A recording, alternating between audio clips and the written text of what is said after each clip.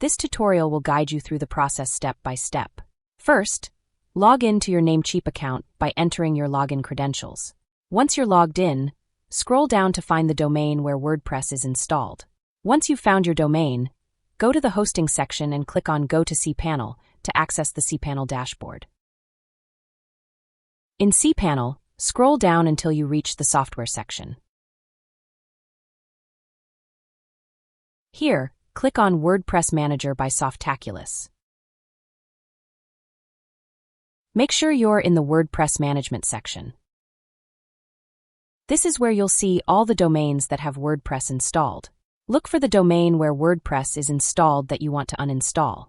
Once you find the domain on the right-hand side, there will be a small arrow icon. Click on this arrow to expand the options for that domain. Scroll down and you'll see a button labeled Uninstall. Click on this button to begin the removal process. In the next step, scroll down again and click on Remove Installation to confirm that you want to delete the WordPress installation. A pop-up will appear asking you to confirm the removal. Click OK to proceed with deleting WordPress from your domain. And that's it. WordPress has now been completely uninstalled from your domain. You've successfully removed all files and databases associated with your WordPress site.